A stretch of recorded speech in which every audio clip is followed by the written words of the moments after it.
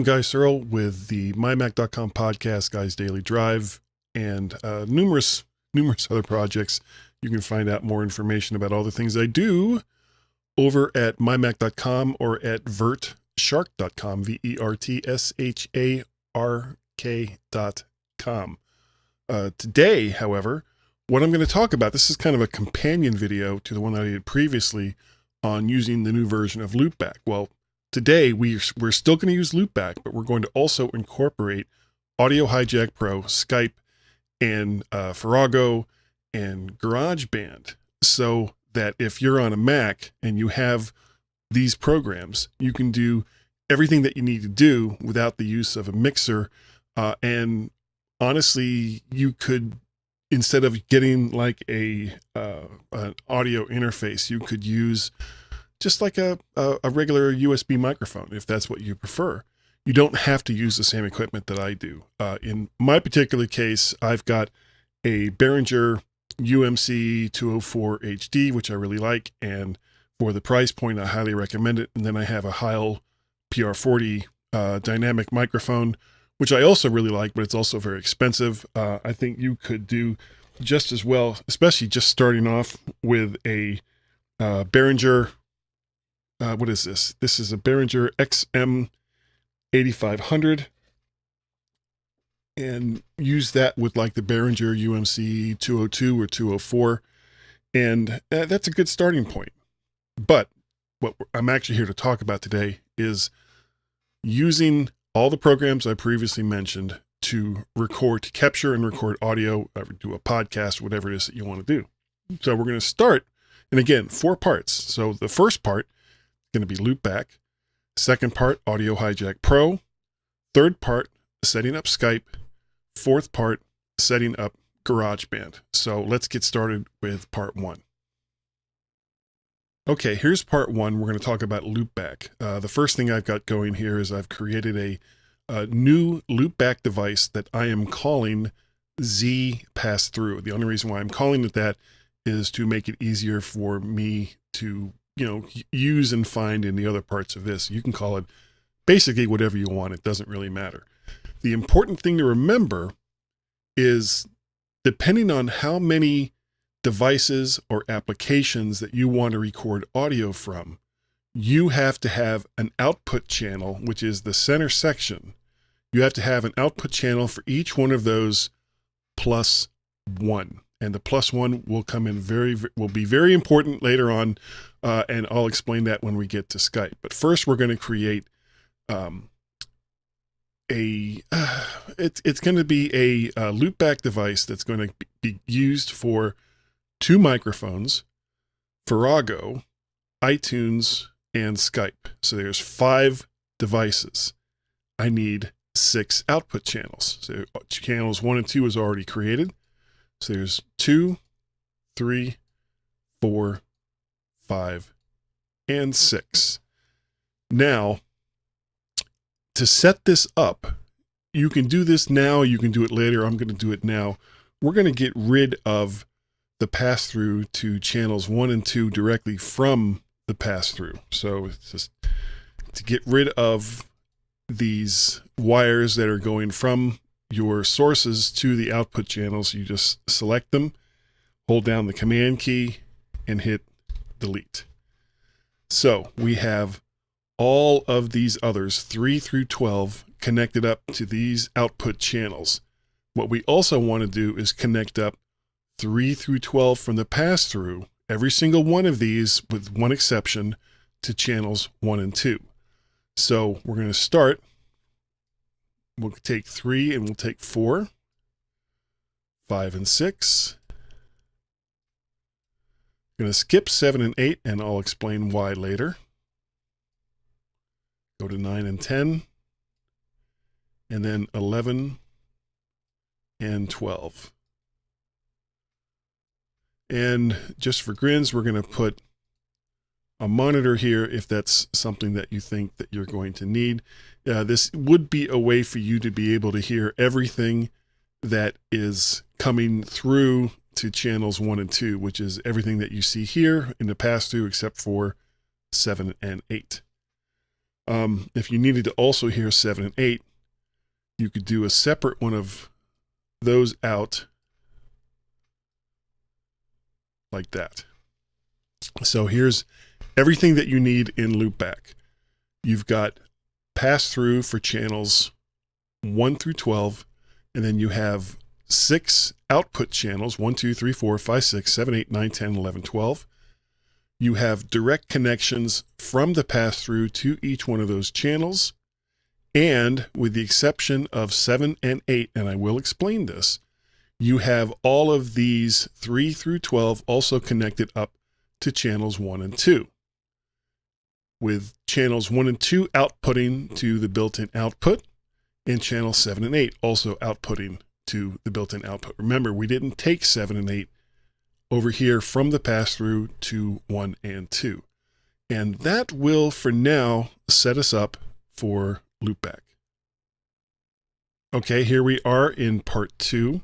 We are looking at a blank session in Audio Hijack. In order to create a blank session, all you need to do is open up your Sessions tab, hit New Session, and a blank session will appear.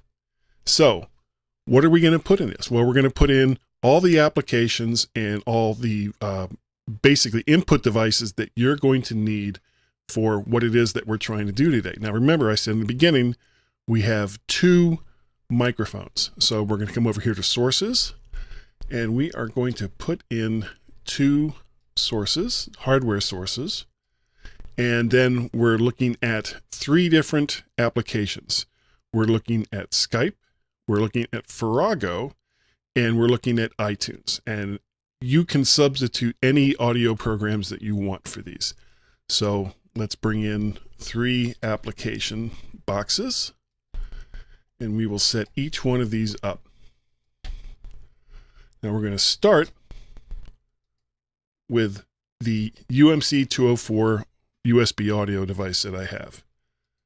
And as you can see, it shows up in the menu right here, and then you've got a left and a right channel. Now, because you are looking at a mono source, you could do this with just 1 channel. However, let's keep it uniform. Let's not make things any more confusing than they have to be. And we are going to select channel 1 for both the left and the right channel. Then we'll come to the second one. We'll do the same thing, except this time we're going to go to 2 for the left and right channel. So now for the UMC 204 HD that I have, and again, you can substitute this with a USB microphone or your particular audio device of choice. I've got both of the microphone channels that I have for this device set up. The next thing we're going to look at here is Skype. So we're going to select Skype. Now, a couple things to remember in Audio Hijack. The way that it deals with Skype and other VoIPs is that it automatically selects these 2 boxes, split between channels and include audio input. And you want to turn those off because you don't need to record the audio input, which is your microphone, into this, since you're doing that separately on a different channel. The next one we're going to look at is Farrago. And there's not too much that you have to do here. You can see it doesn't have any of that set up there. And the last one we're going to look at is iTunes. Now, with iTunes, the way that Audio Hijack works is when you select each one of these to record, with iTunes, it doesn't record anything unless there is audio that is actually being pushed through the channel, and which means that when you go to try to line everything up later, it's not going to work. So what I do, click this box right here where it says fill playback gaps with silence. That will keep all of the different devices that you're recording in sync, and I'll show that to you as we get there. Now, the next thing that I want to do, let's move these applications out of the way, is I'm going to set up the different effects and advanced effects that I want for my particular device. And you can do this however you want. I'm going to put in a 10-band EQ on both of these. I'm going to put in some reverb. So we come down here to the advanced. And we select, where'd it go? Here it is, reverb.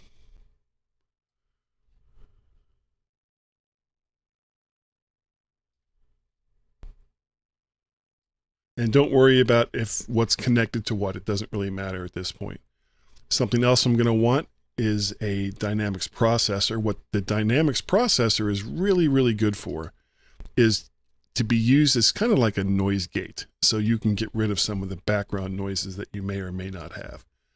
The other thing I want to do is I want to put a meter in there so that I can monitor how much audio is being pushed through each. And again, you can select whichever ones you want. So now at this point, I've got an EQ, I got some reverb, I got a dynamics processor, and I have a meter so that I can kind of take a look and see what's going on.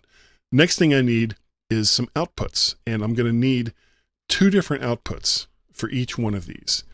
But of course, I don't have to select different ones. It's basically, it shows up as the same output, but we are going to change that as we go on here. So here's our device. I'm going to tighten things up a little bit here.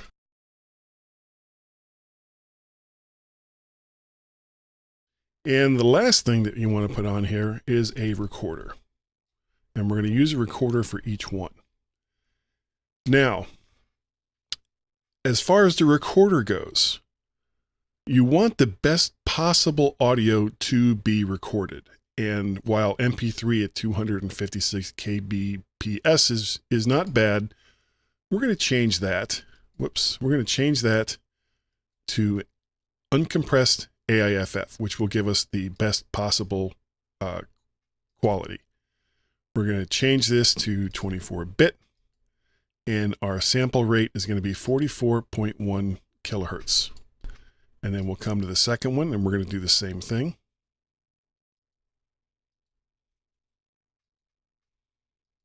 And these are all settings that you can make these pretty much whatever you want. These are the settings that I like to use. The next thing I also want to do is you can see that for the file name, they all have date, time, and recording. Well, you need to have something a little more there so that you can look in the folder that has all of this audio and say, okay, well, that's that. So for the first one, I'm just going to call this one mic 1.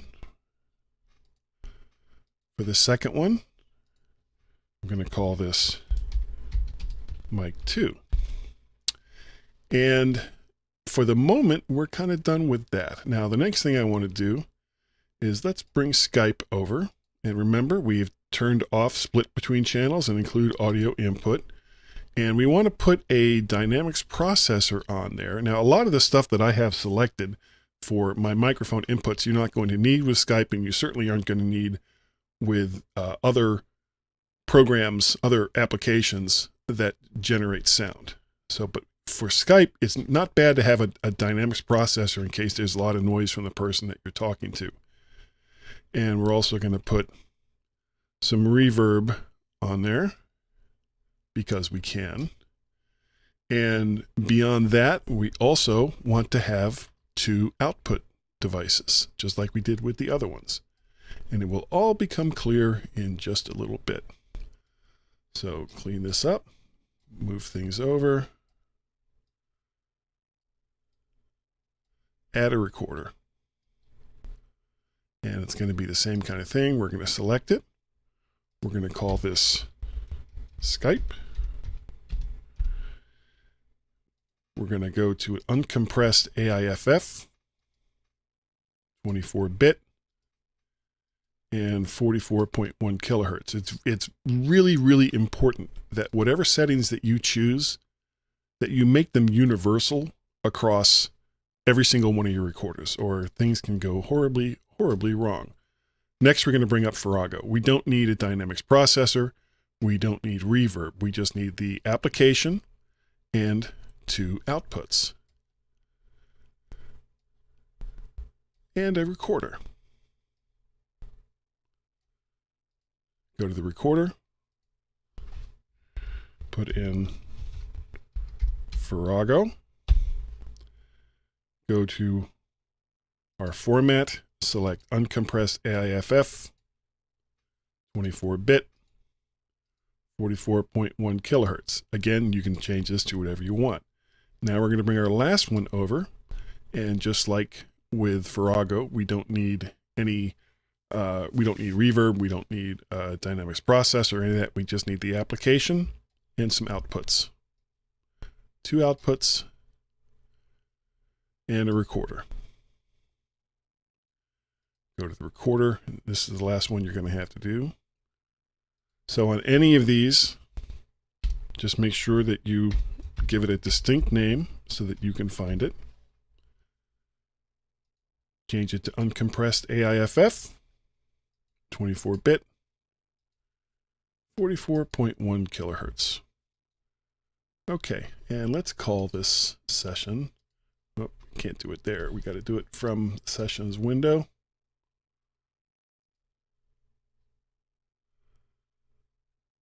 Where is it? There it is. We're going to call this Camtasia, just because that's the program I'm using to record all this session. Just so it's easier to find later. Okay, now we're going to come to these outputs. I'm going to bring up Loopback here. Remember that with the Z pass-through, I created 6 different output channels, and we're going to use 5 of those right here. And we're going to start, oddly enough, not with 1 and 2, but with 3 and 4. So for my first microphone, we're going to select the first output device, and we are going to go and select the Z pass-through device, go to Advanced, and select channels 3 and 4. Do the same thing for the second microphone, except now we're going to choose 5 and 6. We go to Skype. Now, remember that for some weird reason, I left 7 and 8 from the pass-through from going to channels 1 and 2.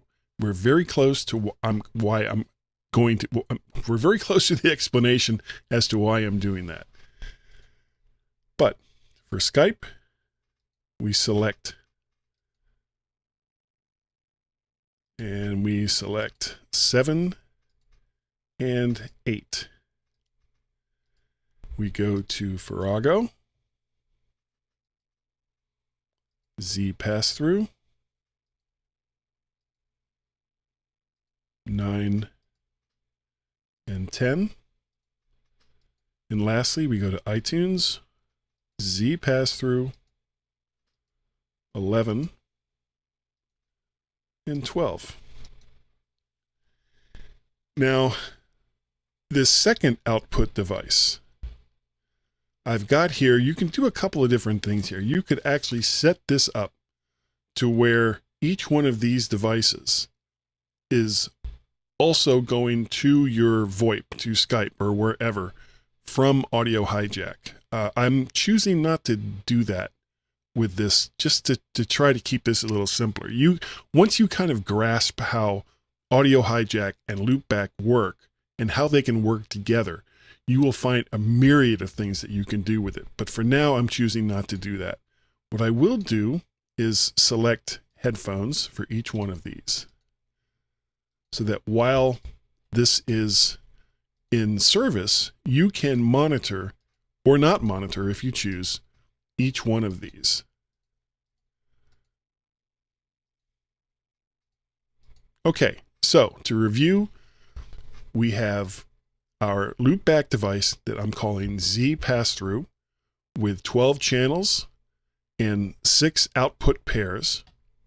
And I skipped 7 and 8, which is over here, the Skype channel that I have in Audio Hijack. But I do have 7 and 8 leaving here and going to a built-in output so you can monitor it. all the rest of these pass-throughs, besides going to each one of the individual channels, is also going to channels 1 and 2. Output of that is also going to the built-in output. So you can monitor it here. You can monitor it here in Audio Hijack, or however it is that you, I mean, there's so many different ways to do this. I'm hoping that I'm showing you a way that will be easy for you to grasp and that you can just hit the road running with this. So I'm going to turn this device on, and you'll notice that the recorder, each one of these is recording in real time. So later on, when we look in the folder that these recordings are being stored, each one of them will be the exact same time length, so that you can drop them into a DAW if that's the way you want to do it. At this point, you could just go ahead and record and do your post editing through the recordings that are made in Audio Hijack. But yet we still need to do one other thing. Let me turn this off. And for that, we need to bring up the third part of this, which is Skype. And we'll bring that up in just a moment. Okay, here's Skype. And what we need to do here is really, really very simple. We have this is the latest version of Skype as I record this. Go to Audio and Video Settings in the Skype menu. And you want to choose not the name of the Audio Hijack device, but the Loopback device that you made. In this case, that is Z Pass-Through. And that's really it. That's all you have to do with this. Now I'm going to put this down here to the side, and I'm going to show you that with everything that we've done so far, you'll be able to see the audio being passed through from Audio Hijack and from all of the different devices into Skype. So I start the program. Check, check, 1, 2, 3, 4. You can see that there's audio coming into channel 1. We come over here to Loopback. Check, check, 1, 2, 3, 4. You can see the audio that is being passed through channels 3 and 4, which is my first input on my audio device. And that's going through here. Z pass-through 3 and 4, which in turn is coming through here and going to Skype. You can see the audio is from that microphone is going through Skype. Now we have the second microphone. I'm going to bring that, can't really see it, but I'm going to bring that up over here.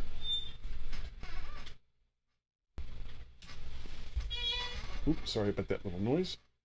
1, 2, 3, 4. 1, 2, 3, 4. And if we go to Loopback, 1, 2, 3, 4. You can see some audio coming here on channels 5 and 6. That's coming from this right here. In turn, also going to Skype. Now, the reason why, let me get Skype off of here. You get the point. The reason why I did not include the output device going to 7 and 8 here into Loopback, going to channels 1 and 2, is that if I had done that, everything that the other person is saying to you on Skype would then in turn also be fed back into 1 and 2, which in turn would be fed back to them, and you'd create a feedback loop that's not fun for anybody. So by excluding 7 and 8 from this audio device, you've created a virtual mix minus. You are mixing all of your audio sources that you want the person to hear on Skype into output channels 1 and 2 minus their own audio so that they can't hear that. You can hear it, they can't. And so that way you're not creating a feedback loop. So that's why I did that. So that explains everything that I've done so far. Well, let me go ahead and bring up Farrago so that you can see that that works too. Here's Farrago. I'm going to hit, which one do I want to hit? Why, you stuck-up, half-witted, scruffy-looking nerve herder. All right, you can see that there was audio going through the audio hijack device. You have failed me for the last time. You could see that channels 9 and 10, which is the same one that we have here, is also going through Z pass-through to channels 9 and 10, which in turn is, we'll get to what that does in just a little bit. And lastly, we have iTunes. Let me get Farrago off of here. And I'm just going to start this playing. And you can see that in the audio hijack device that it's playing there. That in the loopback device, it's playing right there.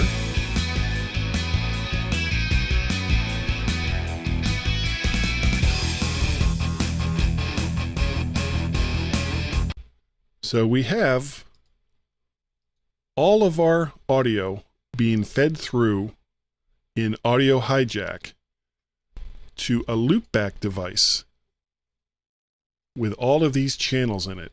Now we can take channels 1 and 2, we showed that's being used for Skype.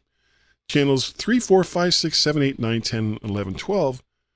We can do some interesting things with that. And when I come back, we're going to do just that, but with a DAW, with GarageBand. Welcome back. I have a GarageBand project open. I'm just calling it Loopback Project. Doesn't really matter what you call it. And I have 5 tracks set up here.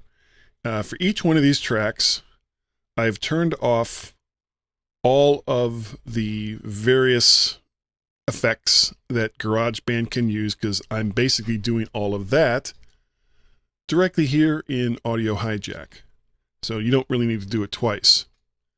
So first one is microphone 1, second track is microphone 2, third track is Skype, fourth track is sound effects through Farrago, last track is iTunes. Now, in order to do multi-track recording in GarageBand, you have to enable each one of these tracks. So we go to GarageBand track,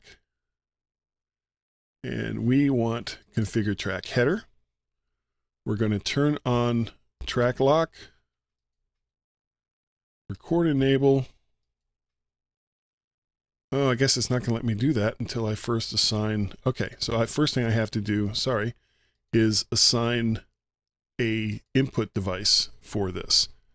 So my input device is going to be not Camtasia Session, which is the audio hijack device, but Z pass-through that we created in Loopback.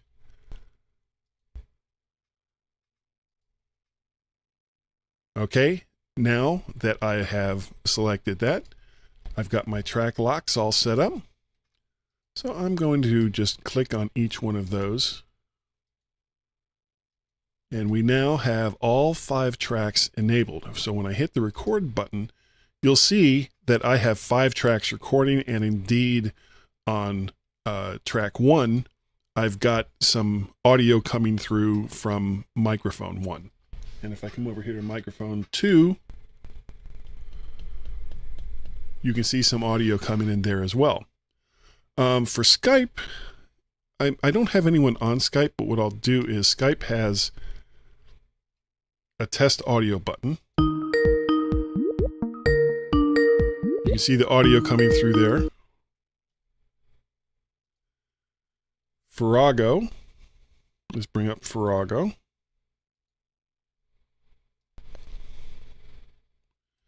And guys, you are absolutely right.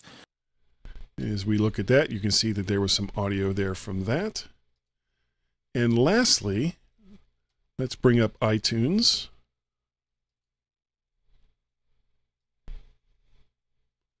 And we're just going to hit the play button here. And you can see there's audio coming through on that as well. So what we have created here today is an audio hijack device that is capable of managing all of your hardware inputs, in this case, 2 different microphones, all of your application audio inputs. In this particular case, I use Skype, Farrago, and iTunes. Having that all go over to Loopback, where you're basically just using a pass-through device. It's kind of a passive device, but it is moving all of the audio from all of your different sources to all of these output channels, which in turn you are sending over to GarageBand for true multi-track recording. And I think that is going to about do it. I hope you have found this interesting. And if you have any questions, you can contact me, guy@mymac.com. You can also leave a comment here in YouTube, or I'm also going to be sending this to other various places. If there's anything that I can help you with in setting something like this up, and you have all these programs legally, make sure you pay for them. Just go ahead and contact me, and I'll see what I can do for you. If you'd like to follow some of the other things I do the MyMac.com podcast nearly every single week with Gazmaz. I do on Wednesday nights a live cast over in Facebook's in the Mac of the Future group, as well as on my own page. And I do, once or twice a week, I do this thing called Guy's Daily Drive, where I record myself in my car for whatever reason. So that's going to about do it. If you would like to also help contribute to the things that I do, I have a Patreon page, patreon.com/MacParrot. And I have a coffee page, ko-fi/MacParrot, or just look me up, Guy Searle. Anything you can do there, anything that you'd like to do there, greatly appreciate it. You don't have to. I'll keep doing this anyway. And I will see you next time on whatever it is that comes to mind.